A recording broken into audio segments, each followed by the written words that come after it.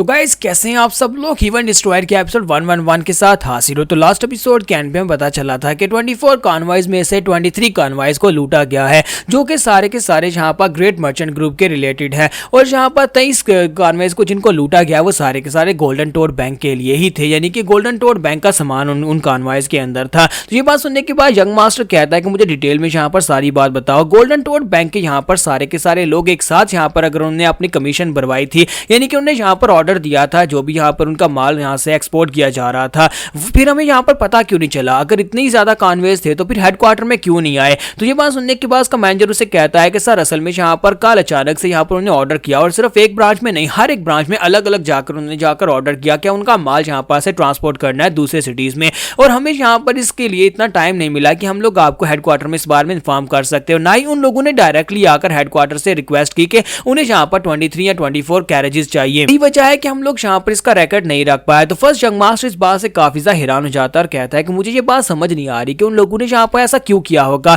Directly headquarter में आकर वो बात कर सकते थे जिससे उन्हें डायरेक्टली यहाँ पर 24 कैरेजेस मिल जाते, लेकिन उन्हें जाकर अलग अलग ब्रांचेस से जाकर कैरेजेस क्यों बुक किए? इसका मतलब तो यही है कि वो लोग कुछ छुपाना चाहते थे। फिर साथ ही उसे कहता है कि मुझे यहाँ पर अगली बात बताओ कि हुआ क्या। तो मैनेजर उसे कहता है कि वहां पर हुआ ये कि जिन लोगों के ऊपर अटैक हुआ वहां पर सबसे पहले माल को लूटा गया, यानी कि पहले वहां पर जितने भी लोग थे कैरेजेस के साथ जितने भी गार्ड्स थे उन सभी को मार दिया गया, एस्कॉर्ट एजेंसी के और साथ ही गोल्डन टोड बैंक के। और उसके बाद माल को लूटकर वहां पर से वो चले गए। जो लोग माल को लूटकर चले गए उन्हें भी रास्ते में मार दिया गया। तो ये बात सुनने के बाद फर्स्ट यंग मास्टर से कहता है क्या तुम वाकई में श्योर हो कि जिन लोगों ने पहले हमारे माल को लूटा उन्हें आगे जाकर उनको भी मार दिया गया, यानी कि लूटने वालों को भी मार दिया गया? तो वो उसे कहता है कि हाँ सर बिल्कुल ऐसी ही बात है, लूटने वालों को भी मार दिया गया। तो मैनेजर उसे कहता है कि सर हैरानी की बात यह है कि जो लोग यहाँ पर हमारे कैरेजेस से थे, यानी कि जो हमारी एस्कॉर्ट टीम से थे, जो लोग वहां पर मरे हैं उनकी बॉडी के ऊपर में डिमोनिक एनर्जी भी मिली है और साथ ही में राइटियस एनर्जी भी मिली है। इसका मतलब यह है कि उनको यहाँ पर डिमोनिक मार्शल आर्टिस्ट और साथ में राइटियस मार्शल आर्टिस्ट दोनों ने यहाँ पर मारा है।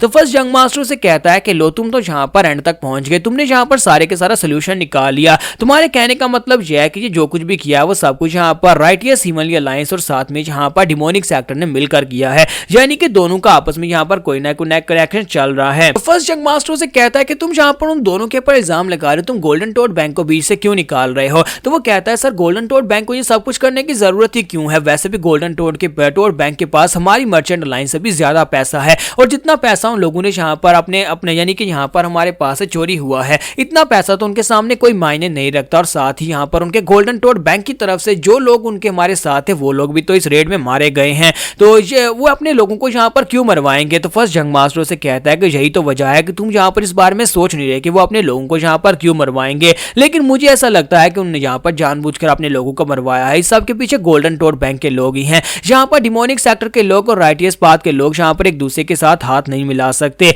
या फिर वो हाथ मिला भी सकते हैं। और फिर साथ ही उसे कहता है कि अब जल्दी से दफा हो जाओ, जाकर मुझे बाकी की सारी रिपोर्ट्स लेकर आओ। सबसे पहले वहां पर जाकर तुम्हें जो काम करना है, गोल्डन टोड बैंक वालों का जितना नुकसान हुआ है वो सारे के सारे नुकसान की भरपाई करोगे। तो वो कहता है सर ऐसे तो मैं काफी ज्यादा नुकसान हो जाएगा। और साथ ही उसे कहता है कि तुम्हें इस बारे में सोचने की जरूरत नहीं है, जितना नुकसान उनका हुआ है वो सारे की सारी भरपाई करो। और साथ ही वहां पर इस वाली कैरेज की डिटेल निकाल कर लाओ, वो 24 कैरेज जिसके ऊपर अटैक नहीं हुआ, मुझे उसके बारे में सारी डिटेल इंफॉर्मेशन चाहिए। तो वो कहता है जी सर मैं उसको इन्वेस्टिगेट करता हूँ। मैनेजर जो था ऑर्डर सुनने के बाद वहां पर से भागकर चला जाता है। उसके चले जाने के बाद फर्स्ट यंग मास्टर वहां पर सोच रहा था कि मुझे लगता है कि यहाँ पर कोई ना कोई तो चल रहा है, डिमोनिक पाथ सिंडिकेट हो या फिर डिमोनिक सेक्टर के लोग हों या फिर यहाँ पर राइटियस पाथ के लोग हों या फिर नादरन स्वॉर्ड एसोसिएशन के लोग हो, ये सभी लोग यहाँ पर इस सब में शामिल हैं। और गोल्डन टोड बैंक का इस सब से क्या लेना देना है? मुझे लगता है कि अब यहाँ पर हमें क्लूज जो है उसी से मिल सकते हैं। जो वो एस्कॉर्ट की एक टीम जो है बच गई है, हमें उस एक एस्कॉर्ट टीम के जितने मेंबर्स हैं उन सभी से जाकर पूछताछ करनी होगी, तभी पता चल सकेगा क्या है इन सभी के पीछे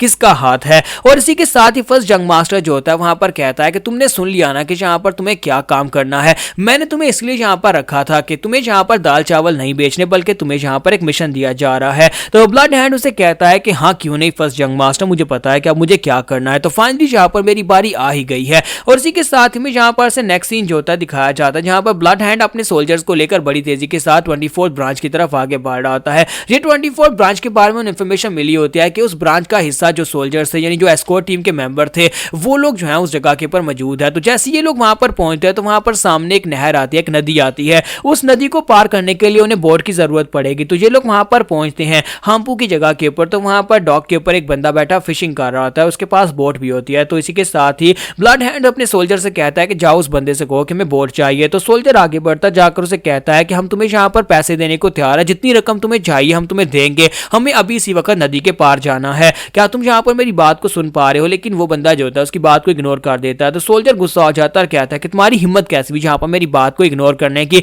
मैं यहाँ पर तुमसे बात कर रहा हूँ लेकिन तुम यहाँ पर मेरी बात को सुन नहीं रहे, यहाँ पर तुम मुझे इग्नोर कर रहे हो। तुम्हारे जैसा एक फिशरमैन, तुम्हारी औकात क्या है? तुम हमारे सामने हमारी बात को कैसे इग्नोर कर सकते हो? और साथ ही उसके कंधे के ऊपर हाथ रखता है और उसे कहता है कि जरा मेरी तरफ देखो, मैं देखूं तो सही तुम्हारी हिम्मत तुम्हारी शक्ल के साथ मैच भी करती है या नहीं। तो जैसे ही वो सोल्जर उसके कंधे के ऊपर हाथ रखता है तो वहां पर उस बंदे के सर के ऊपर से हुडी उतर जाती है और नीचे से वहां पर उसे सुर्ख कलर के बाल दिखाई देते हैं। तो ये हीवनली डीमन होता है। तो हीवनली डीमन वहां पर बैठा होता है, जबकि ब्लड हैंड जो होता है उसके बालों का कलर साथ ही उसके ओरा को महसूस करता है और कहता है ये बंदा कुछ अजीब लग रहा है, मुझे लगता है कि यहाँ पर कुछ ना कुछ तो अजीब जरूर है। तो हीवनली डीमन हंसना शुरू कर देता है और उसे कहता है कि देखो तो जरा, तुमने यहाँ पर मेरे कंधे के ऊपर हाथ रखा और साथ ही तुमने ये कहा कि क्या मेरी शक्ल यहाँ पर मेरे एटीट्यूड के साथ मैच करती है या नहीं, लेकिन तुम्हारे जैसे बेवकूफ लोग यहाँ पर आ गए तो इसका मतलब यह है कि तुमसे बड़ा बेवकूफ कोई नहीं। हमने एक जाल बिछाया था, हमें पता था कि तुम यहाँ पर 24 कैरेज की तरफ जरूर आओगे उसे इन्वेस्टिगेट करने के लिए। तो ब्लड डीमन जो होता है उसी वक्त उसे समझ आ जाती है कि ब्लड हैंड जो होता है उसे समझ आ जाती है कि अगर इस बंदे को यहाँ पर नहीं मारा गया तो ये हमें मार डालेगा,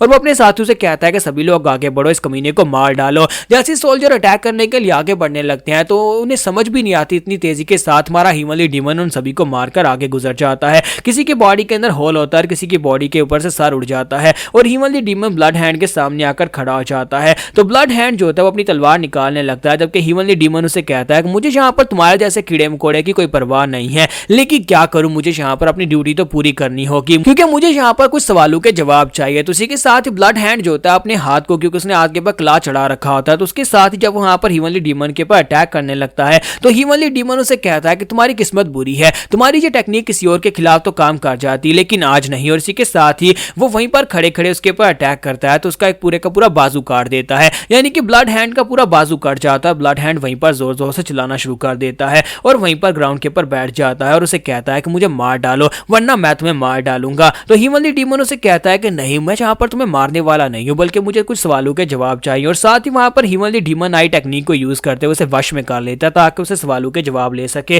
तो वो उससे पूछता है कि बताओ कि यहाँ पर तुम्हारी ग्रेट मर्चेंट एसोसिएशन किसके अंडर काम कर रही है, तुम्हारा मास्टर कौन है? तो दूसरी तरफ से हमारा ब्लड हैंड जो होता है उसे जवाब देता है और कहता है कि हीवनली एम्परर पैलेस के लोग ग्रेट मर्चेंट एसोसिएशन को कंट्रोल कर रहे हैं। हीवनली एम्परर पैलेस के लोग फिलहाल के लिए तो यहाँ पर सेंट्रल प्लेन्स में बहुत ज्यादा कम है, लेकिन जब हमारी कोर फोर्स यहाँ पर आ जाएगी तब यहाँ पर हम लोग हर एक जगह के ऊपर कब्जा कर लेंगे, पूरी म्यूजियम्स की हिस्ट्री बदल जाएगी। तो हीवनली डीमन उसे कहता है कि तुम्हारी कोर फोर्स में कौन कौन लोग शामिल हैं और कितने सोल्जर्स हैं। तो इसी के साथ ही ब्लड हैंड जो होता है उसका कंट्रोल जो होता है अपनी बॉडी के ऊपर वापस आ जाता है, क्योंकि वो पूरी तरह से वहां पर कोशिश कर रहा होता है। और साथ ही वो जब अपने सर के ऊपर हाथ मारता है जोर से तो उसका कंट्रोल जो होता है वो छूट जाता है। तो हीवनली डीमन कहता है कि देखो तो जरा इस लड़के की विल की पावर कितनी ज्यादा स्ट्रॉन्ग है कि इसने यहाँ पर मेरी हीवनली डिमोनिक आई टेक्निक को भी यहाँ पर धोखा दे दिया और उससे बाहर निकल आया है। ब्लड हैंड जल्दी से जंप करते पीछे हटता और कहता है कि मैंने कभी यहाँ पर इस तरह के रेड हेयर वाले बहुत ही पावरफुल म्यूरियम मास्टर के बारे में क्यों नहीं सुना। अगर म्यूरियम के अंदर इस तरह का एक पावरफुल मास्टर है तो मुझे वापस जाकर हीवनली एम्परर पैलेस के मास्टर को इस बारे में बताना होगा,